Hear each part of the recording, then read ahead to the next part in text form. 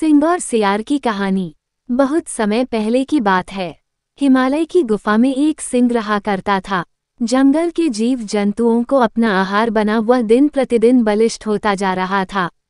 एक दिन जंगली भैंसे का शिकार कर उसने अपनी क्षुधा शांत की और गुफा की ओर लौटने लगा। तभी रास्ते में एक अत्यंत कमजोर सियार से उसका सामना हुआ।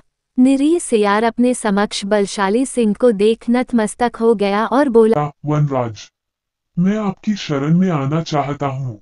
मुझे अपना दास बना लीजिए। मैं आजीवन आपकी सेवा करूंगा और आपके शिकार के अवशेष से अपना पेट भर लूंगा। सिंह को सियार पर दया आ गई। उसके उसे अपनी शरण में रख लिया। सिंह की शरण में सियार को बिना दर दर भटके भोजन प्राप्त होने लगा। सिंह के शिकार का छोड़ा हुआ अवशेष उसका होता, जिसे खाकर वह कुछ ही दिनों में हट्टा कट्ठा हो गया।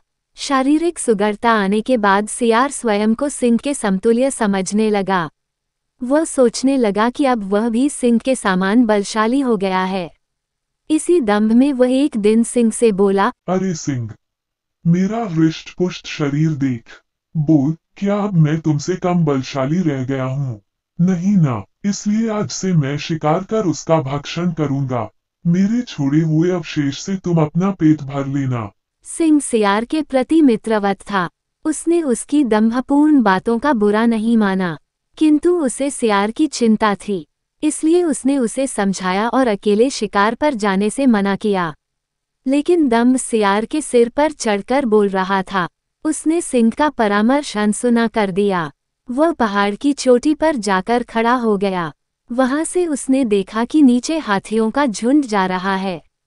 उन्हें देख उसने भी सिंह की तरह सिंहनाद करने की सोची, लेकिन था तो वह सियार ही।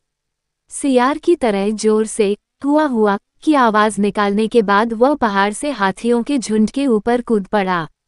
लेकिन उनके सिर के ऊपर गिरने के स्थान पर वह उनके पैरों में जा गिरा। मदमस्त हाथी अपनी ही धुन में उसे कुचलते हुए निकल गए। इस तरह सियार के प्राण पखेरु उड़ गए। पहाड़ी के ऊपर खड़ा सिंह अपने मित्र सियार की दशा देख बोला, होते हैं जो मूर्ख और घमंडी, होती है उनकी ऐसी ही गति।